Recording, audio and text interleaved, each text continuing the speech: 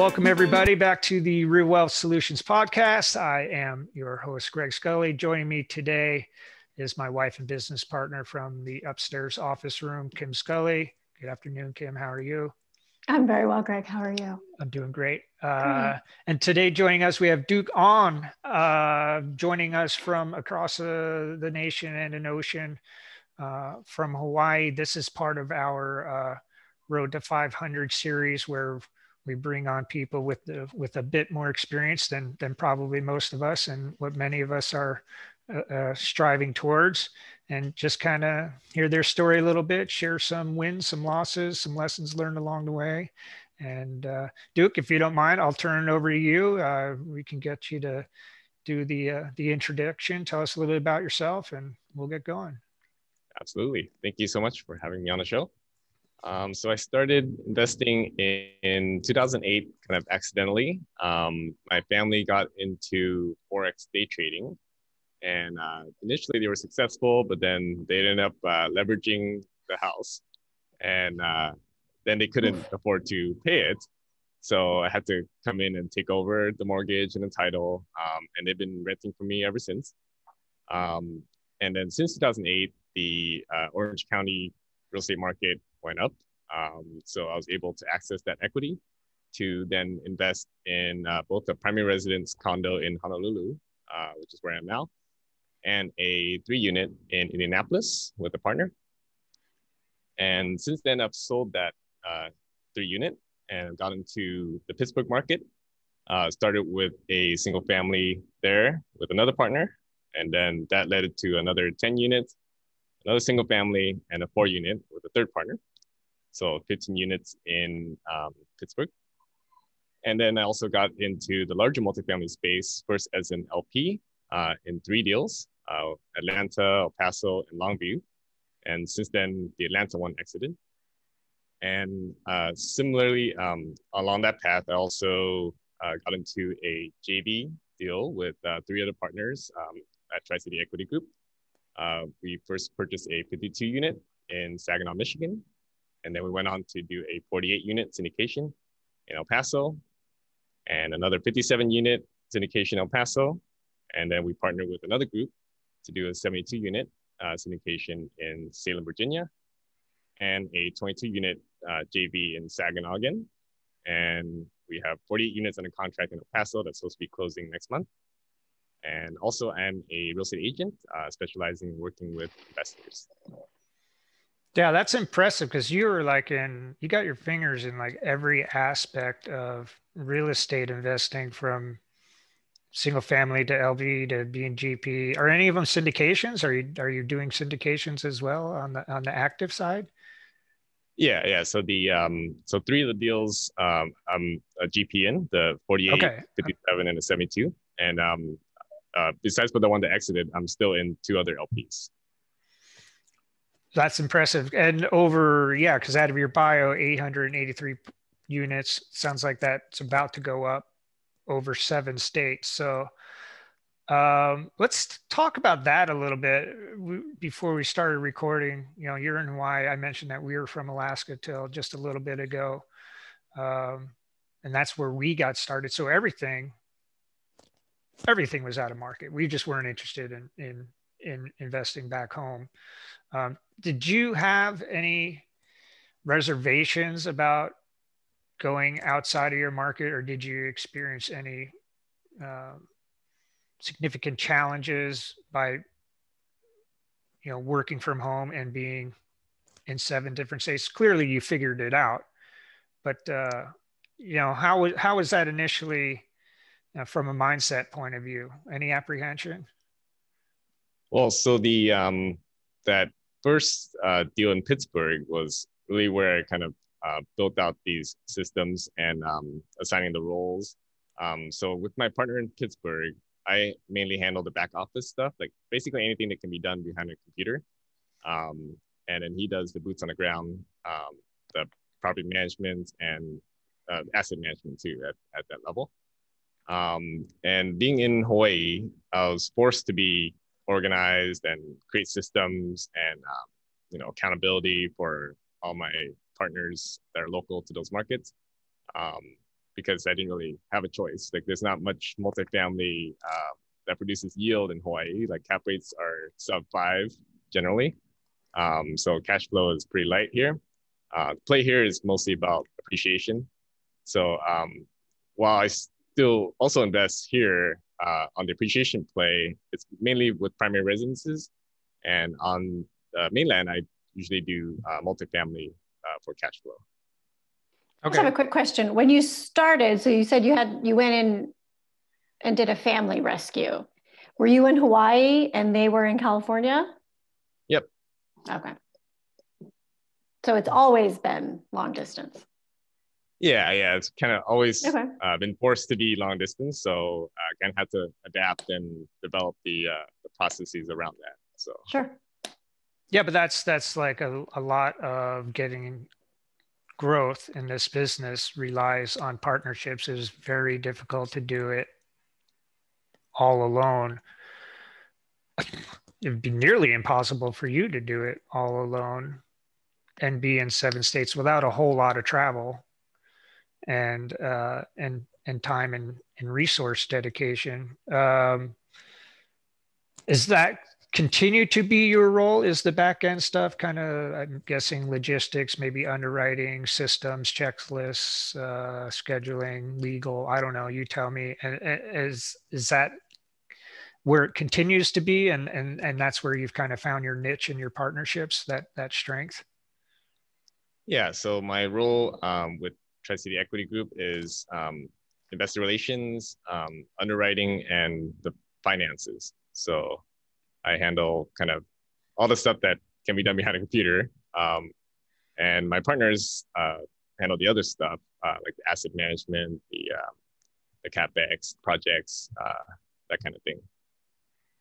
How did you meet? How did you get with your partners? If I'm assuming they're on the mainland, was it through networking events or just over time? You kind of found each other, developed a relationship, and eventually you're like, why don't we do a deal together? Yeah, exactly. It's just organically through networking, just trying to find like-minded people that kind of had the same long-term mindset. Because for me in the multifamily business, it's always about the relationship and the long-term outlook. So yeah, that's kind of how I met my partners. So for Tri-City Equity, Vince Gettings, one of my main partners, I met him through representing him on a residential purchase in a house in Hawaii when moved here. So, and he's actually moving back to Michigan soon. So. Oh, all right. So always talk about what you do. Yeah, you're selling a residential house, but somehow the investing side of it came up. Yeah, for sure. Now, did you look for partners in markets that you were interested in, or you looked for partners and then you looked for markets? Did one follow the other? Well, so the one in Pittsburgh, I was interested in Pittsburgh and I found a partner intentionally.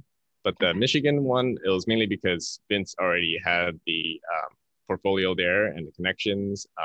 So that's kind of why we went to Michigan. So one of each. Yeah. And then El Paso is pretty intentional. I was first an LP in a 310 unit there. And then I got interested in the market. I realized that it's a little bit under the radar compared to the other Texas markets. And like Texas in general. So I went in there and eventually developed a relationship with a property manager who is now on our GP for the last couple deals and moving forward as well. So he's our boots on the ground there. Oh, nice. Right on. Yeah, that's kind of a great hack to get into a market, is to invest as an LP. You can kind of get a look behind the curtain, see what other people's underwriting looks like, kind of test the waters by leveraging somebody else's expertise to see if it's something that you might be interested in going active in yourself.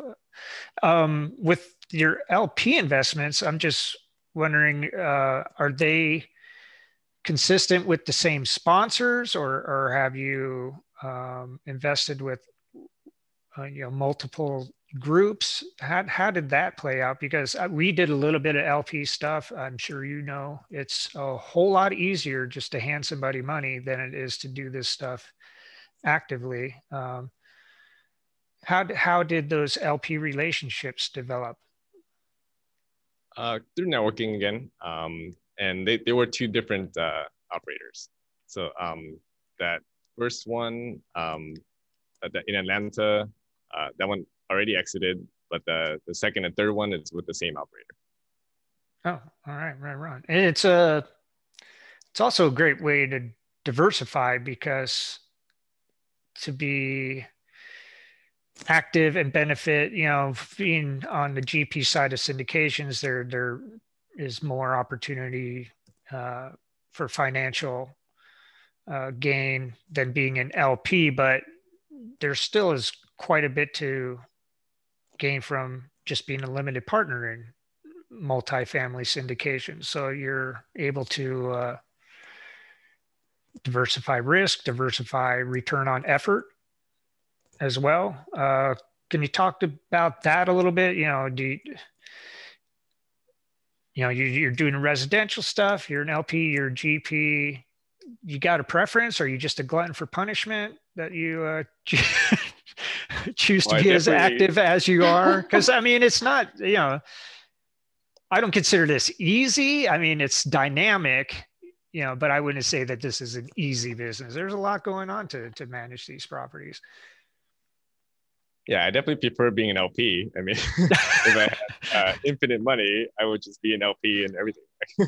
Well, we can all get there, at some point. Yeah, right.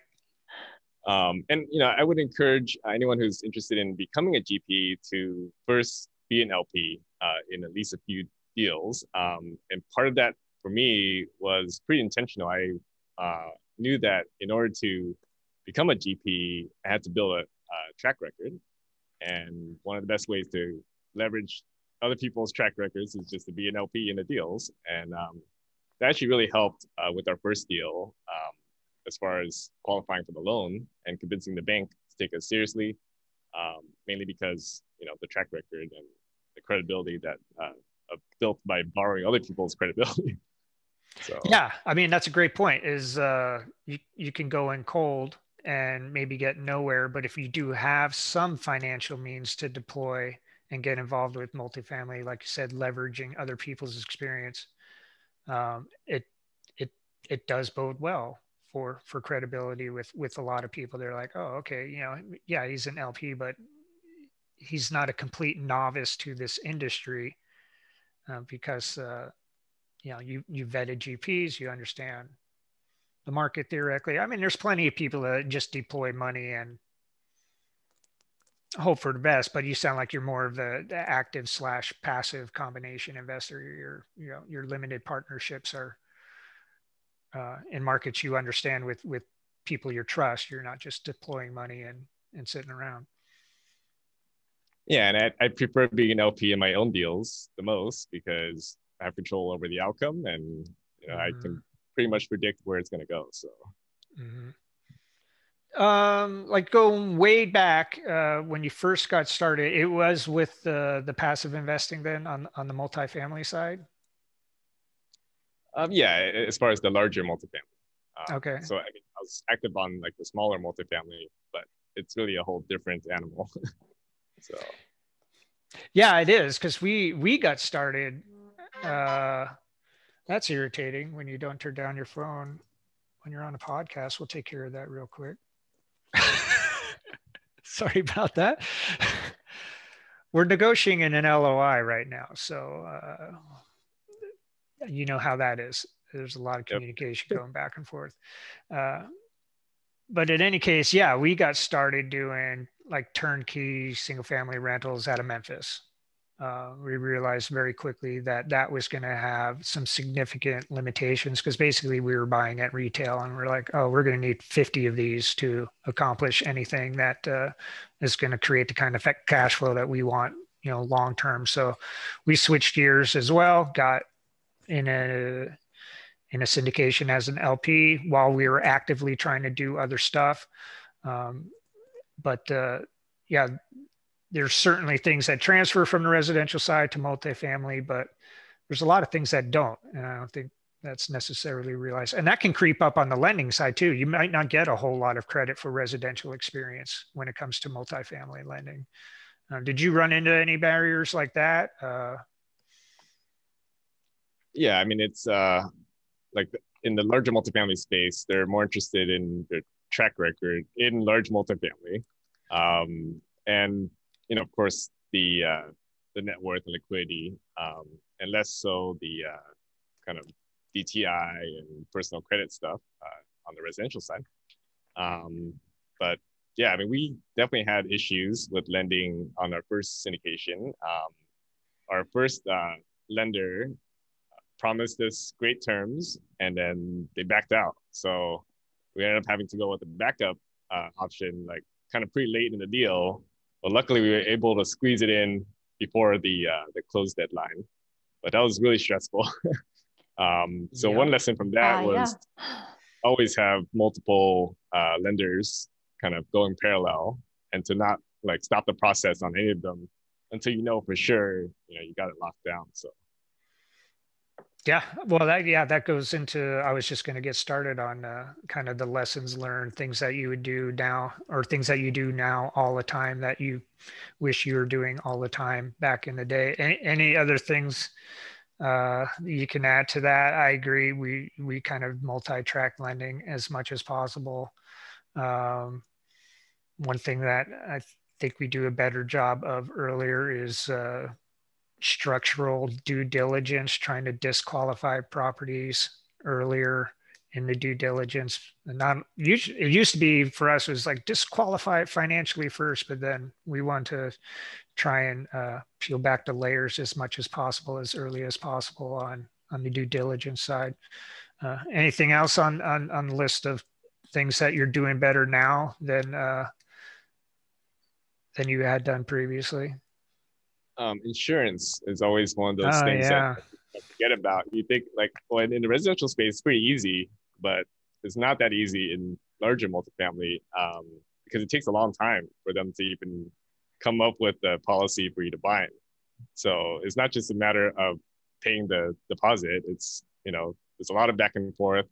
And that was another issue too with our first deal was we were like down to the wire, and we barely had the insurance bound like in time. And we had started the process early, but it's just, we needed more insurance options, and we needed to get that dialed in earlier. So that's something that we always start earlier and stay on top of now because of that first deal. So yep, I will echo that. We just went through that in our last deal, and this was agency stuff. Yeah, they want to see insurance. They're very particular about the coverage.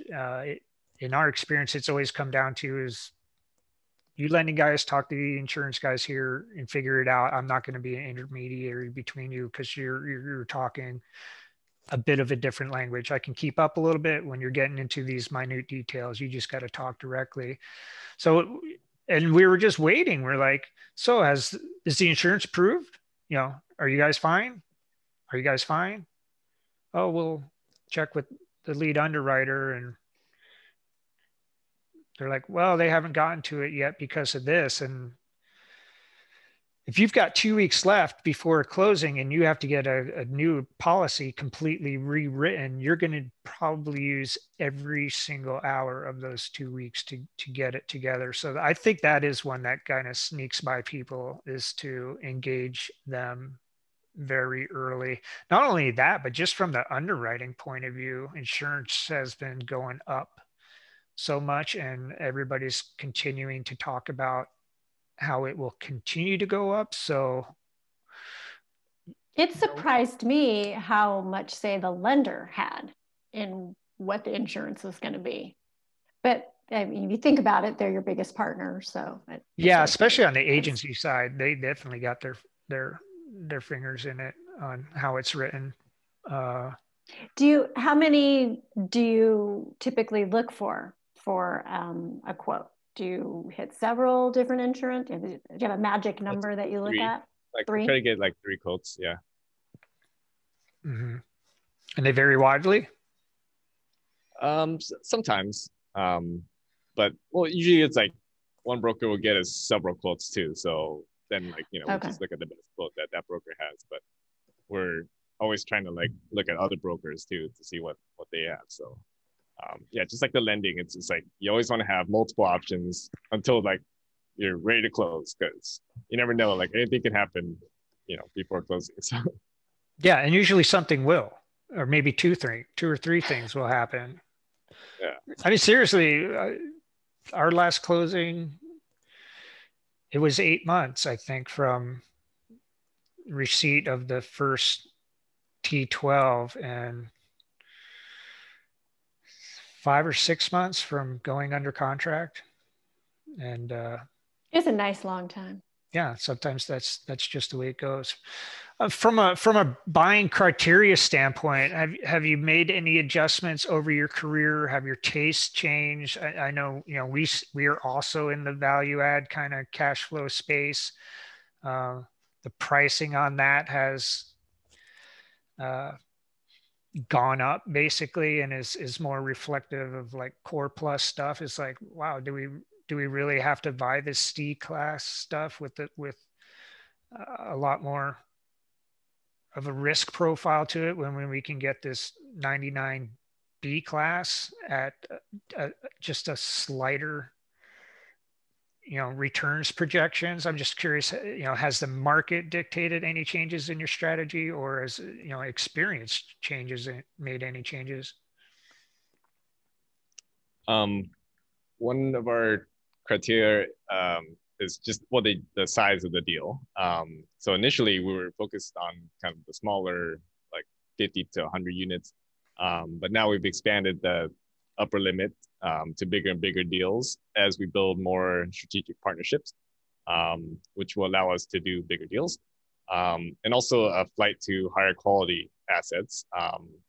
So most of our portfolio is C class, but we'd like to buy more B class moving forward, to kind of balance out that mix of B and C. So yeah, just higher quality and bigger deals. That's something that intrigues me. The way you mentioned that B and C, people always talk about diversifying your portfolio, what you have. So single family, LP, GP. Can you speak a little bit to diversifying within that class, right? Diversifying class within your properties. Yeah, so there's pros and cons to C versus B. We don't even touch the A stuff. Feel like the returns are not quite there for our investor appetite. But yeah, that it helps to diversify, within the quality spectrum, because the tenant base is different, and the problems that you deal with are different. And to me, in investing, diversification is the only free lunch. So I'm going to take that. And yeah, and I'm pretty much all in on real estate. Like I don't really invest in any other asset class, because I'm just super bullish on real estate as an industry, asset class. But within real estate, I try to diversify geographically across classes, and also the time horizon, as far as like when each deal is going to exit. Because to me, like I don't want a bunch of deals to exit all at once. Like I want to stagger. Also for like tax planning purposes, because that's actually one of the reasons why I love multifamily, coupled with the cost segregation study and accelerated depreciation. You can really build up a huge bucket of passive losses, which would then pretty much wipe out any passive gains. And that's helped me a lot to save on taxes. And so that's kind of my strategy there. It's just diversify across every possible angle. Yeah, I mean, because that's interesting. Like pre-COVID going in, a lot of the talk was how resilient C-class workforce housing was. And that, and in retrospect, it has come out of COVID pretty well.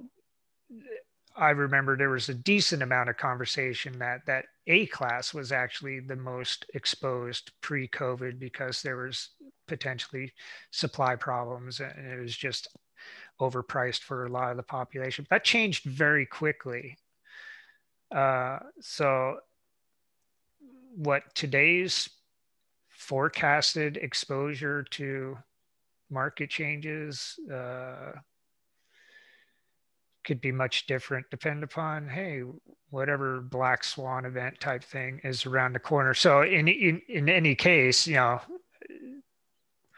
well taken is that you're diversified not only across classes but also across regions, because as we all know, also some what were great performing markets, the San Franciscos and certain areas of the Northeast, that ride is over, at least a bit in the short term. So, yeah, you can be all in real estate and people might criticize you as being not diversified. But the point that you made, it's completely possible to be diversified and still be in one asset class. Well, but not even just you can be within Well, it's not even one asset class. Right, I guess one vertical, I guess. Hey, it's Greg from Real Wealth Solutions. If you'd like to know more about our passive income opportunities, jump onto realwealth.solutions and hit that schedule a call button. We're always happy to talk about our multifamily and flip projects and to answer any questions you may have. Again, that's realwealth.solutions. We look forward to hearing from you. And now, back to the podcast. What about lines in the sand? I'm always curious to hear, is there anything that is an immediate no? We're big on saying no quickly. We think that saves a lot of time, especially with analyzing a deal. Very common ones you hear is, flood zone. If it's in a flood zone, just we don't even look at it, or some kind of crime criteria or something like that. Are there any beyond some of the normal ones that you've kind of shy away from, based on the experiences you had? Like, no, I don't want to do that again. I have one, and it goes back to single family. Is how old was that house? Like 1,000,000 years old or whatever? Yeah, we did like a historical flip in a historic district. Yeah. So, at a high price point. I mean, now looking back, there's like 3 or 4 things that I'm like, yep, we bought a historic house. We had to ask a lot of people for permission. And we also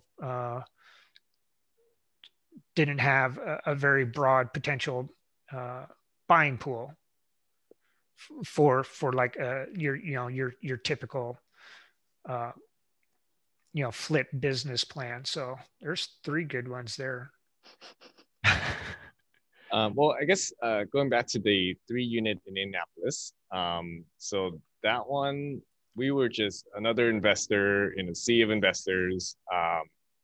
And so our property manager there was mediocre. That deal still performed, still made like 38% cash on cash, and we sold at a profit. But I didn't like the fact that we had no advantage, and like there's nothing differentiating us from another investor there, and we only had like 1 deal there. So after that, I realized I didn't want to be in that situation again. And like every market I go in, there should be something that gives me an advantage over the next investor, such as a strategic partnership, or getting the deal off market at a low enough basis. So that kind of strategy is what developed out of that experience. Even though like on paper it was successful, like I just didn't like that strategy of just like going in as just another investor and not having any advantages at all. So. Yeah, and because I think maybe something in a similar vein is we're very comfortable in central and eastern Tennessee. We know the markets very well. I find a lot of comfort in that, and I think that can be a strategic advantage, not only for us moving into market, but for strategic partnerships that are looking to place capital because they just got, a bad experience in another market for whatever reason, that's something So that we could provide. let me just, what kind of things that set you apart? I mean, you mentioned strategic partnerships. Is there anything specific that you do that sets you apart that you would be willing to share? I mean, I guess just in the structure of the deal, in like having the partner who's boots on the ground incentivized to perform by being an equity partner. Like that structure itself is superior to hiring someone as an agent or a property manager who's going to act on your behalf, because they're never going to have your best interests at heart if they have their best interests at heart. So by creating that equity incentive, you then align everybody, and therefore I don't have to worry about them screwing me over, because they also have their bottom line on the table. So that to me has really helped in accelerating the growth of my portfolio. Mm-hmm. Right on. Now, as a group working with the Tri-Cities, which is interesting. That's the area of Northeast Tennessee that we live in. It's called the Tri-Cities. So it's very easy for me to remember. It's a different Tri-Cities though. Are there any things that you guys do on a regular basis, just structurally, weekly calls, quarterly calls? How do you guys stay coordinated? Maybe some, if you're using any tech to help with organization, can you share a bit about how do you keep all this thing organized and moving in the right direction? So we have weekly calls with each of our property managers, and that's like the asset management level, which Vince handles. And then me and Vince have a leadership call weekly. So for that one, it's like higher level. And we go over finances, projecting future cash positions, all that. And we also have a call with all the partners weekly for the current deals, and then another call weekly for the deals that are under contract with another set of partners. So yeah, just regular communication. And as far as the back office stuff, we've evolved to having a more clear org chart, because before it was just kind of disorganized. Like we had certain roles that people just gravitate towards, but then some things get dropped along the way. So now we've become more clear about who's doing what and who's accountable to who. And also we use Asana as a tool to handle project management and assign deadlines and roles. And as far as document handling, we use Google Shared Drive that we can give access to the appropriate partner or vendors, even like our bookkeeper, CPA, and any other partners that come into certain deals. So yeah, and that's kind of the main tech that we use. Well, that's not too bad. I mean, go ahead, Kim. No, I'm sorry. I was just going to say, are the calls telephone calls, or are they video calls that you can record and people have access to later for the partner ones? I'm sure for the property management ones, those aren't recorded.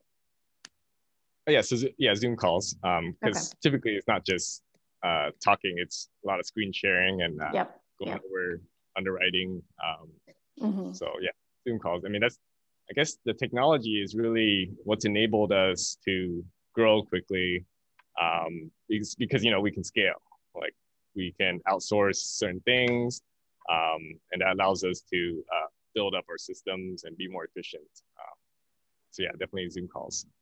Well, then people are more comfortable with the technology as it's developed, and in the recent past as well, and being able to track and watch all of that stuff in more real time, I think is also a key to being able to scale up. Yeah, I think it's gotten easier. Well, just with Zoom and the past year, that so much has moved online. I think there's just the comfort level of communicating and being online together has,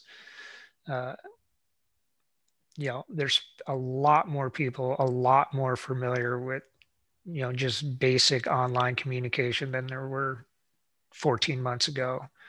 So that is one upside of all of this. And yeah, you mentioned Google Drive and Asana. It's not like you have a huge, that's two things you're using. So kudos to you. I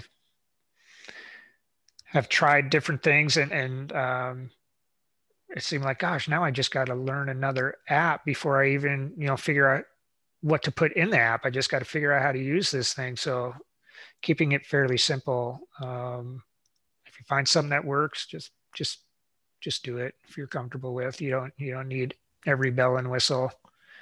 And that's coming from a guy that is not super tech savvy, so that might just be how I roll. What kind of things have you started to outsource? Anything that you're outsourcing now that you wish you would have pulled the trigger on sooner? Did you have any difficulty like handing over the reins on some things to people, or at some point it just be like, we can't just continue to do this from a return on time perspective. We have to outsource some of this stuff so we can focus on deals or whatever. So we have outbound cold calling for direct to seller marketing. Right on. And data entry for all the reports that come in from the property manager into our KPI trackers.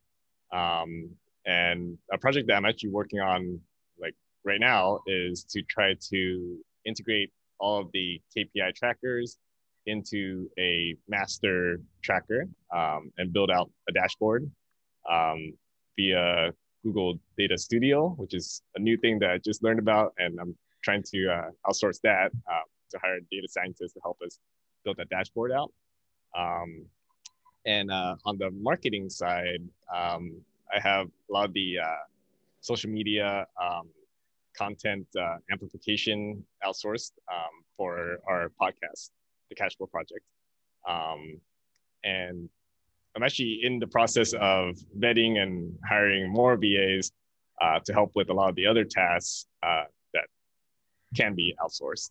So that's something we're continually trying to improve on. Hard. I mean, I just started using, VAs very limitedly for some graphic design and for projects for designers. I mean, it's challenging. So yeah, it's hard to find the right fit. Yeah, there could be a lot of work on the front side, getting things right. But I think if you can muddle through that and find success, then you're able to benefit from the results. But it's some people get very lucky. They start a VA relationship and they get just what they need out of the gate. But more often than not, I've heard that it might take some turnover, and it's similar to partners or people you hang out with in general. You want to make sure you get along with them. You have the same values, and do you wish you did it earlier? I mean, yeah. We could have been outsourcing all these things from the beginning if we were smarter. But that's one of those things hard. You learn through. What was somebody said the other day we were talking? It was we were tripping over dollars picking up quarters or something like that. I think it was nickels. It wasn't even quarters. We were tripping over dollars to pick up nickels, which is worse.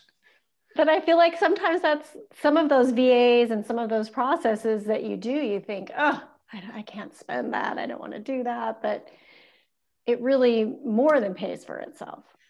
Yeah, I mean, because you're further along, you got more properties than we do with the one that we just closed. And I do a lot of the asset management side, KPI type stuff, just looking at spreadsheets and reports. And, I pretty much decided like Monday is basically an admin day. And I'm you go through, it's 3 of them now that we're super active on, go through all 3 and look at the KPIs and write up reports that are going to be distributed to investors and partners. And that's fine. I enjoy it. I want to be that close to the data. But I like you talked about having somebody else that apparently you just trained to look at these same reports and pick the same things that I'm looking at every week and put it into somewhat of a consolidated report for you. So you're now looking at a condensed version of the hour and a half that I spend,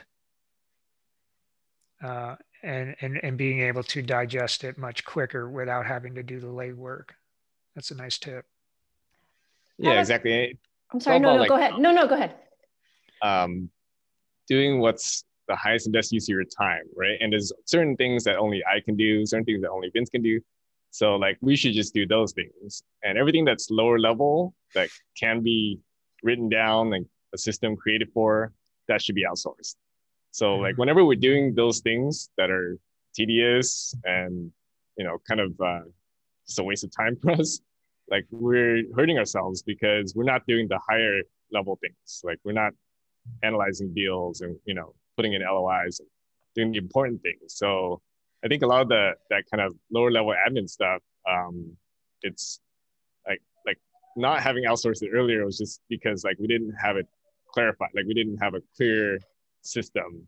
And you know, once you're able to document and write down your systems, then it's becomes pretty obvious that like you shouldn't be doing these things, like because that can be outsourced to someone that would like to do those things and can do them probably at more efficient rate than we can, even if they're specialized in it. So yeah, and that stuff just seems like it happens with magic. You know, you put in a Fiverr order or something, you go to bed, you wake up, and then, oh, look, there's our, you know, credibility book or something in our inbox. You know, it's very gratifying, and it may take some touches to get everything just right, but you know, that front end work again just pays off over time. It's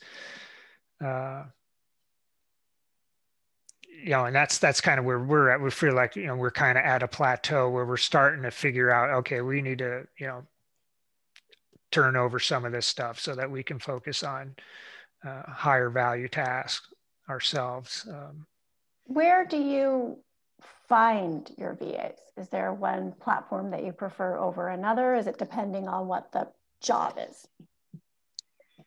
So I guess there's kind of two types of roles or tasks. There's like the ad hoc ones that kind of just come up once or whenever a trigger occurs. And then there's like the ongoing roles that are just happening regularly. So in the past, we've just been using Upwork for like a lot of the ad hoc stuff. And currently we have an intern sort of that is helping us with a lot of the data entry and building out of that first iteration of the dashboard. But he's going to be leaving soon. So we're looking for a replacement for him. And so right now I'm actually in the process of vetting these VA services. Okay. So they take the HR part. So that's actually one of the things that I didn't like is, you know, to have to screen and vet and interview and then repeat the process when that doesn't work out. So yeah, so that's something that we're trying to move forward with pretty soon is to use a service to place the VA for us.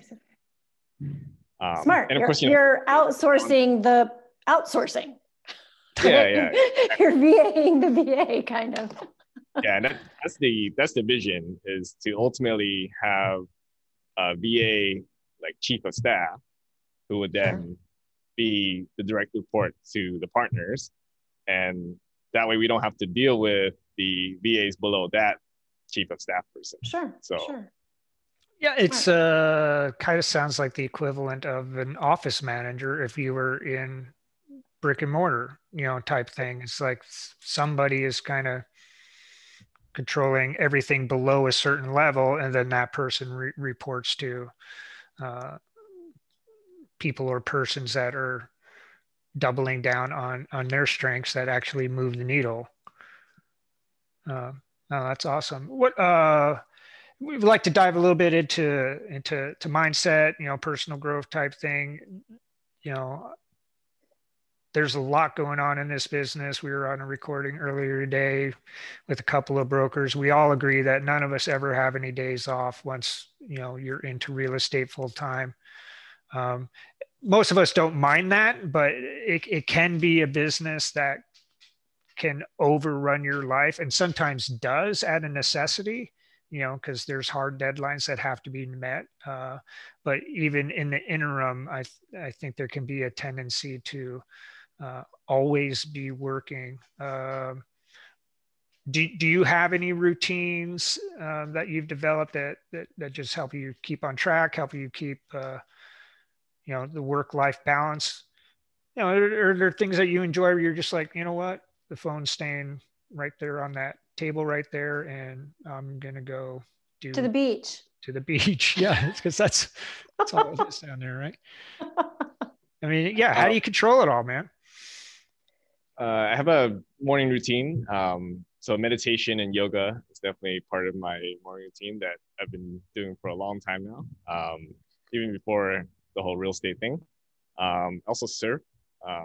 So prior to all these big rains we had recently, I was surfing every day, super early in the morning, like before the other surfers make it out, and just walking around the neighborhood with my 9-month-old son. Nice. Yeah, just try to, I guess I treat each period of either work or life as sprints. So I'm just always moving from like one sprint to the next, and I'm just going all in on each moment of, whatever I'm doing.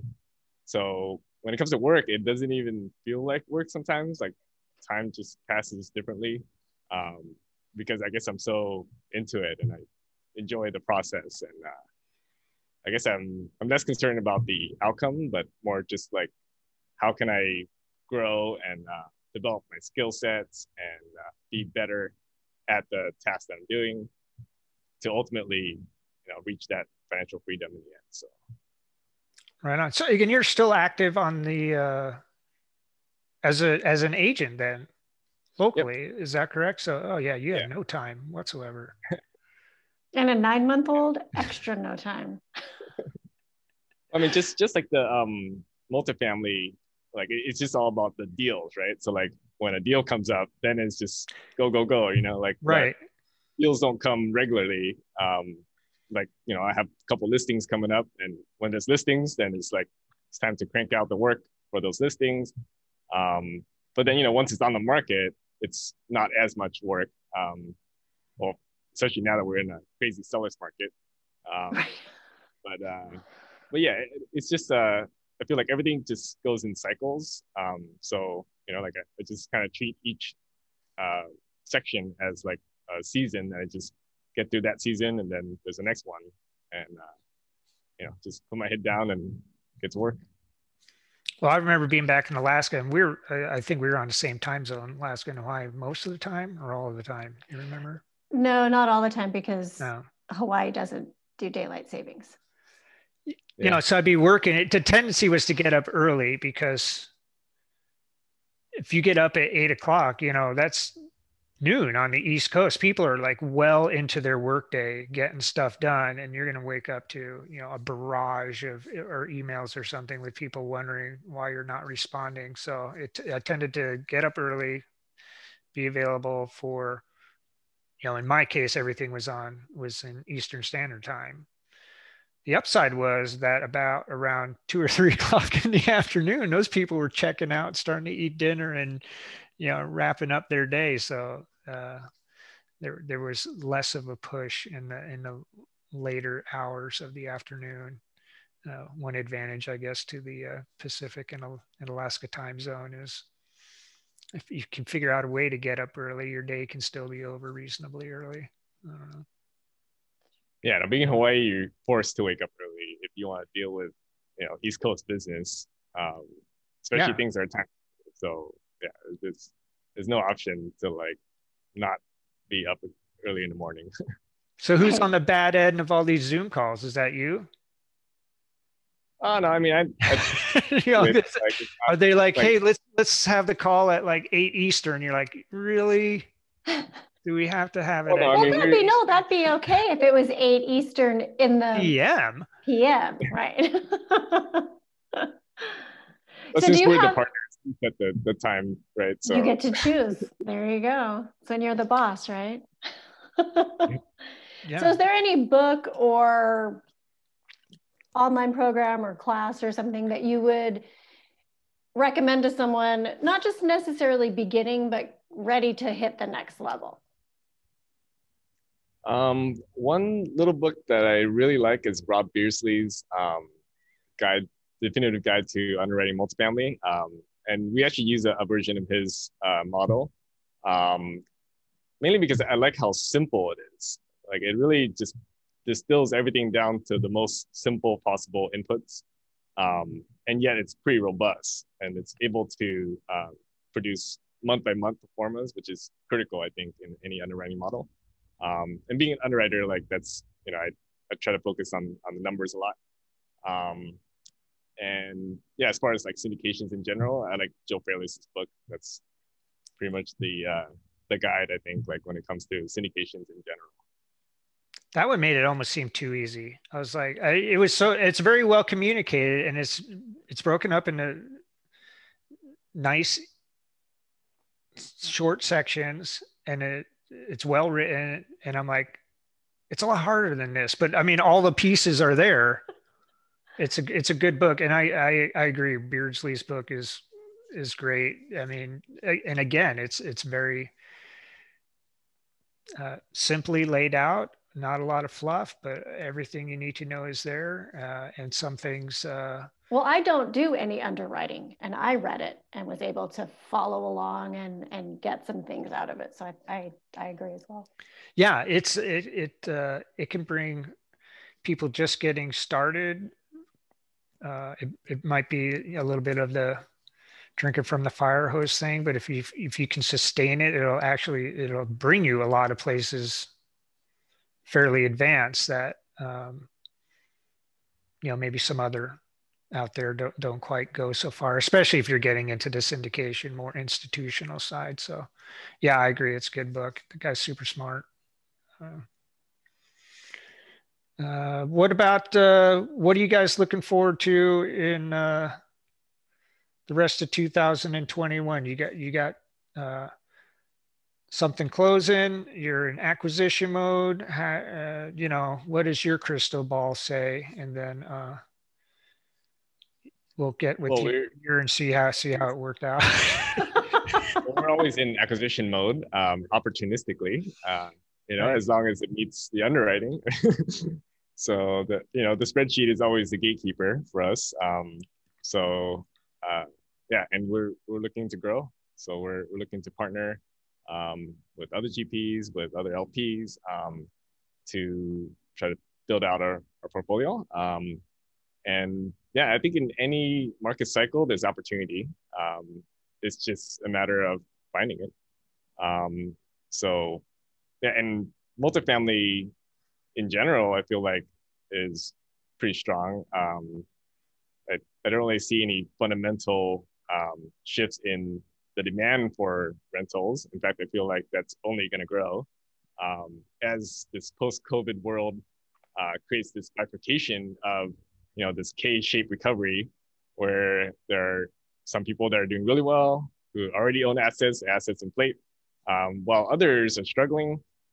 So for everyone that's struggling, there's going to be this never-ending stream of renters. So that's kind of why I feel like multifamily is a great asset class to be in, because it's one of those industries that cannot be disrupted by technology easily, because people Right. still need a place to live, like no matter what tech comes along. So Right. yeah, so that's why I like it, and that's why we'll keep our eyes out for more deals and to keep acquiring as long as it meets our criteria.